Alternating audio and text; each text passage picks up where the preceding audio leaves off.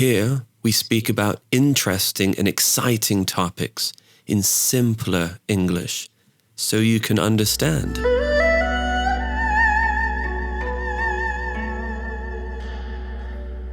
Today's episode follows from the last episode on this channel titled How Hong Kong Began. Please subscribe so you do not miss these episodes about every 2 weeks. Look, I know it's been 4 weeks since the last episode, but it took me that long to research and write this podcast. I really went down a rabbit hole. The research and writing, it never ended. There's no video today because it's too long. Instead, we have a 2-part podcast, so get your earphones, put me in your ear, and relax.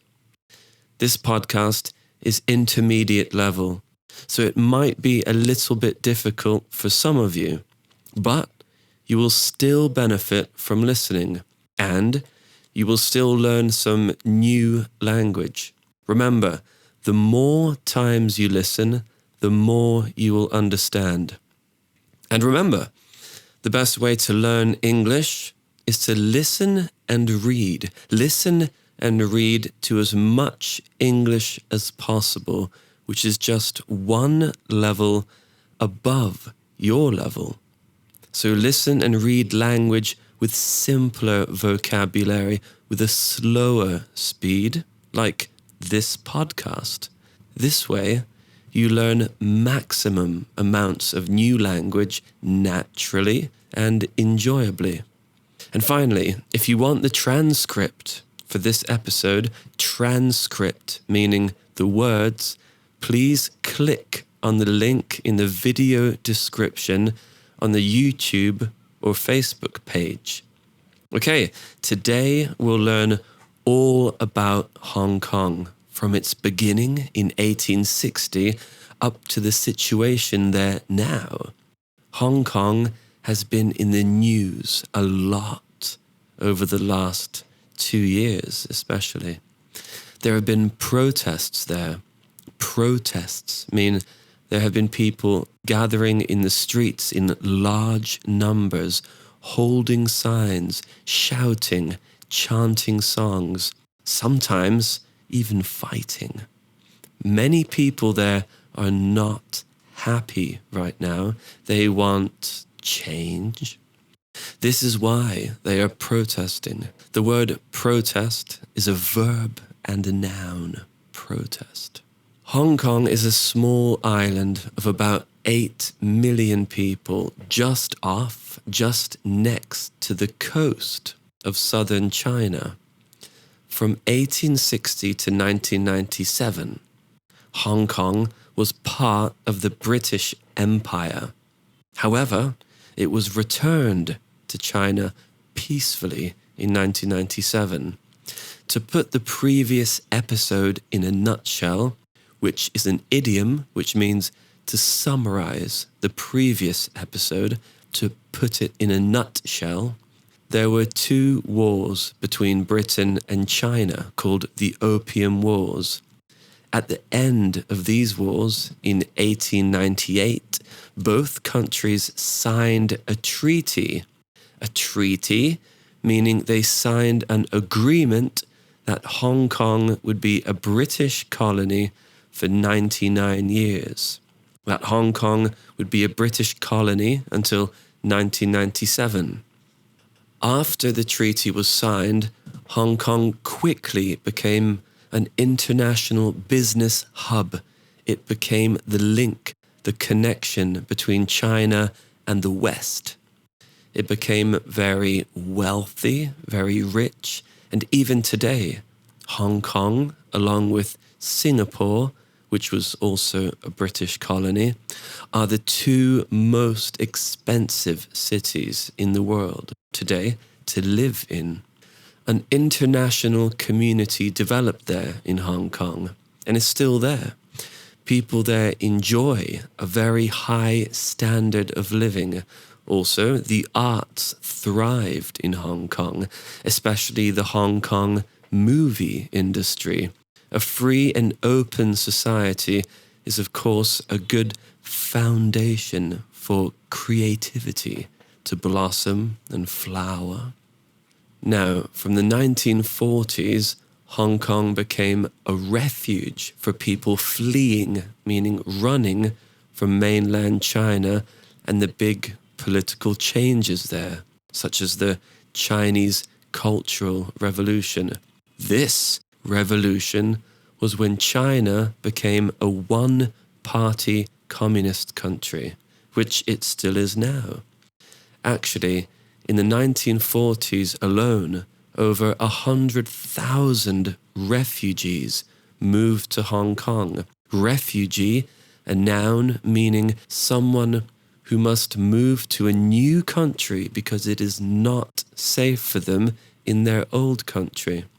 Many hundreds of thousands of refugees moved to Hong Kong from China in the following decades. A decade means a period of 10 years. A century, meaning 100 years. A decade, 10 years. During British rule, it was difficult for mainland Chinese citizens to visit Hong Kong. There was a big international border with passport control, immigration, etc. Chinese leaders made it difficult for their citizens to visit because, well, Hong Kongers had a salary, were being paid 40 times more than mainland Chinese citizens. And Hong Kongers had free speech and could freely talk about, criticize, and participate in politics. These were maybe things that Beijing did not want her citizens to see or be influenced by.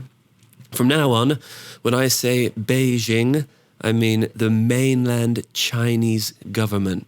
In English, when we talk about the relationships between different countries' governments, we use the capital city name. For example, if we talk about the American government, we say Washington thinks this, Washington thinks that. If we're talking about, for example, the Russian government, we say Moscow thinks this and that. When we talk about China's government, we say Beijing for short. For example, the relationship between Washington and Beijing has hit a 5-year low. Quickly, can I ask, do you prefer these audio-only podcasts with the transcripts to read, or do you prefer the whole video presentation, like in my previous videos? Let me know what you prefer in the comments, which is more useful to you. Okay, Hong Kong and mainland China have completely different government systems. They are completely different political ideas. Like anything, both of these systems have advantages and disadvantages. First, the Chinese system. In China, you have one political party. This is the Chinese Communist Party. Communism is a political idea made popular by the German philosopher Karl Marx and Vladimir Lenin. Let's call the Chinese Communist Party the CCP for short. They, the CCP, have had power in China since 1949. Ordinary citizens like you and me do not vote, meaning people cannot choose another party or government. There is just one party. Historically, with this system, there is limited free speech or expression. You cannot speak against or criticize the government because this causes instability. Communism relies on everyone working together as one unit, being united. In the CCP, the Chinese Communist Party, the justice system, meaning the courts, the judges, the lawyers, are a part of the government. And decisions in the courts can be influenced by the government. The justice system is not fully separate from the government.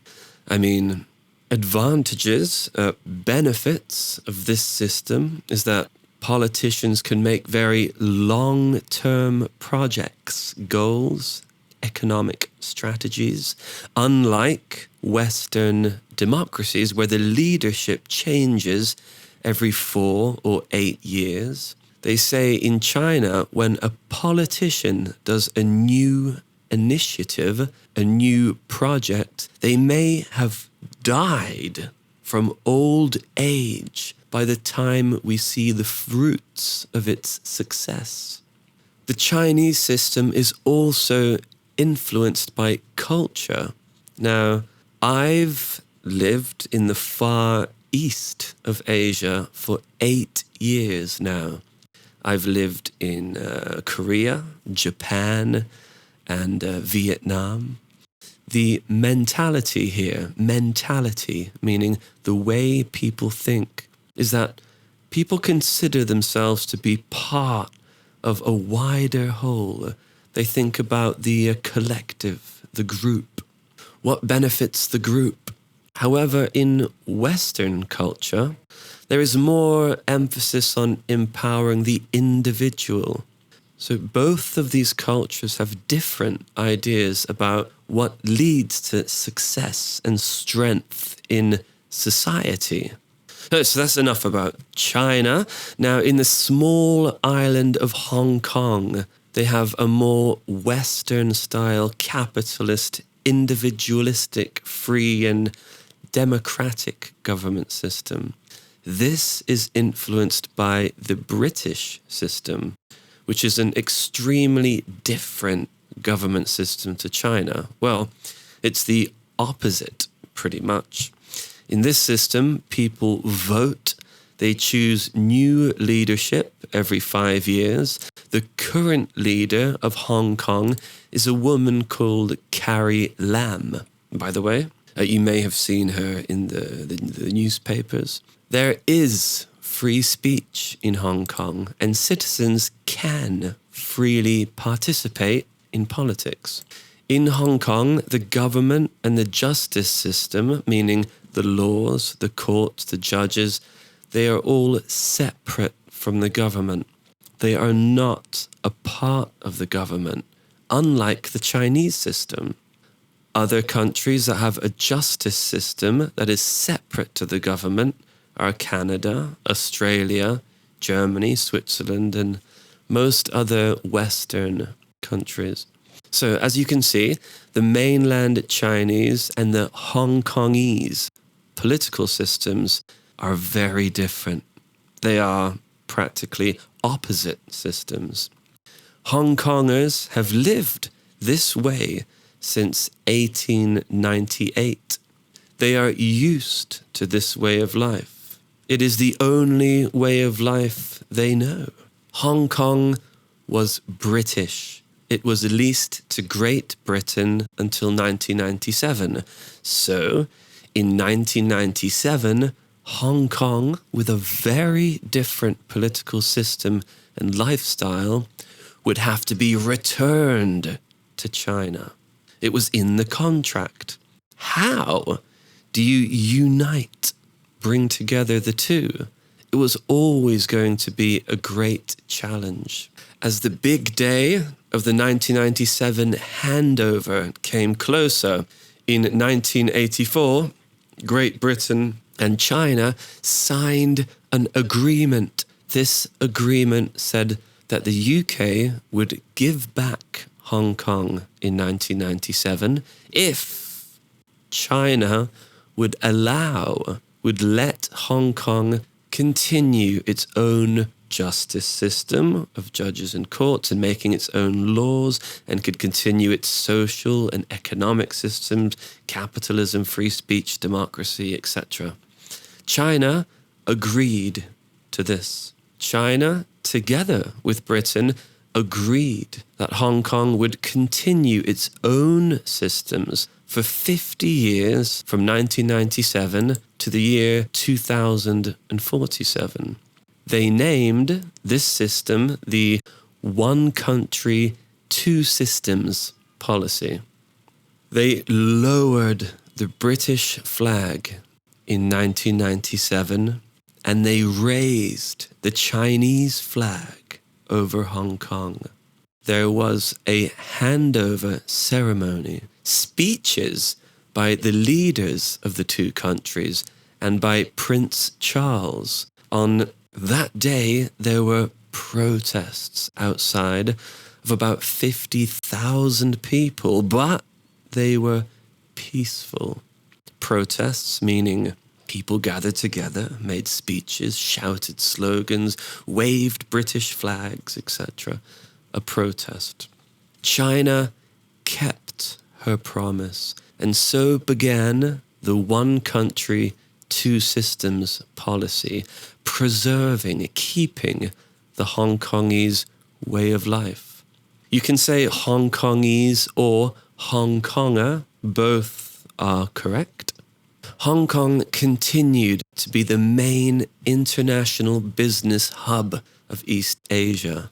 In fact, in 1997, Hong Kong, a city of about 8 million people, was responsible for 18% of China's GDP. GDP, gross domestic product, the economic output productivity of a country. So 18% came from just Hong Kong of all of China.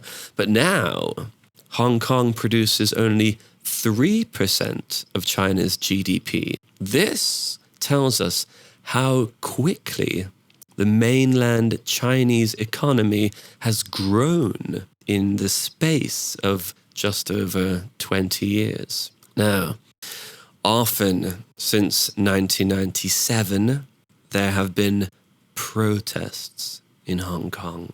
These protests are usually against Beijing and the Chinese Communist Party's influence over Hong Kong.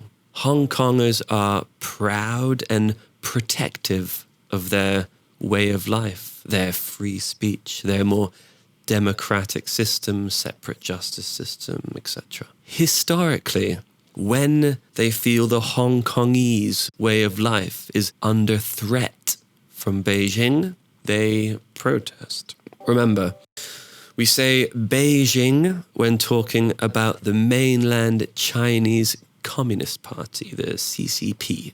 Hong Kong has been part of China since 1997. And since then, Beijing has tried to slowly integrate Hong Kong with China. Means to slowly get them to become more like and a part of China. A couple of examples of these protests are in 2003. 500,000 Hong Kongers protested against new laws that Beijing wanted to enact in Hong Kong.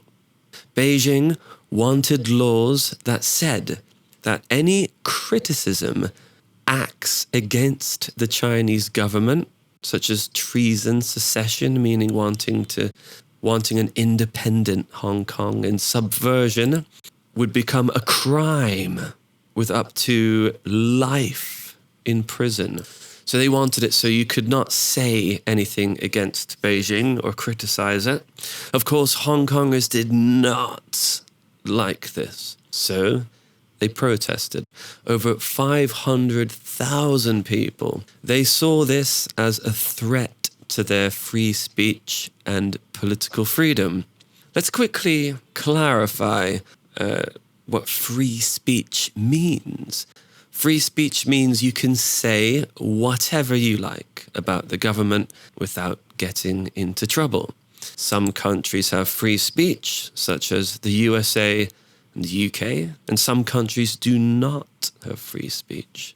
such as China and Iran, for example. Actually, part of China's agreement with the UK in 1984 said that Beijing was allowed to pass this law to punish acts that are critical against the CCP. But every time they tried to pass this law, there were big protests in Hong Kong against it. In 2012, there was another protest, this time because Beijing wanted to change the Hong Kong education system. They wanted to change what children were taught in schools to show Chinese communism in a more positive light. Now we get to the bigger protests, the umbrella movement. The umbrella movement was a collection of protests which lasted from September to December 2014 for 2.5 months. It was named the umbrella movement because of the yellow umbrellas protesters would carry to protect themselves from tear gas. Tear gas is the gas thrown by riot police, which makes you cry and makes your eyes sting. Now, these protests attracted more than 1 million people in a city of 8 million. That's which is 1 in 8 people. And there was always at least 100,000 people protesting in the streets at any one time. Protesters would sit down together, occupying and blocking traffic and cars from major city road intersections. So parts of the city were closed to traffic and business for 77 days. The purpose of the umbrella movement was to protest against changes in the Hong Kong government. Instead of having free, open, democratic elections, Beijing wanted to choose who Hong Kongers could vote for. Therefore, Hong Kongers could vote democratically, but only from a group of people pre-chosen by Beijing. So they could only vote for a leader from a group of politicians that were pro-Beijing. In the end, the protests were stamped out. They were ended by force by the police. This made many young Hong Kongese feel that the government didn't listen to them. We say it made them feel disenfranchised, not listened to, with the political system. They grew up thinking they could participate in politics, but learned in 2014 that maybe that wasn't true anymore. Actually, these umbrella movement protests from 2014 were famous around the world for their peaceful attitude of the protesters. We can also say demonstrators, protesters. These words are synonyms.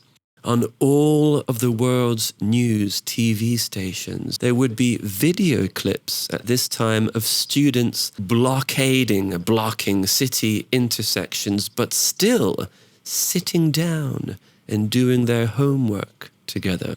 Or a video of the protesters opening up like the Red Sea in front of Moses to let ambulances through. So this brings us to the recent protests, which were much less peaceful, which you'll learn about in the next and final episode of this series.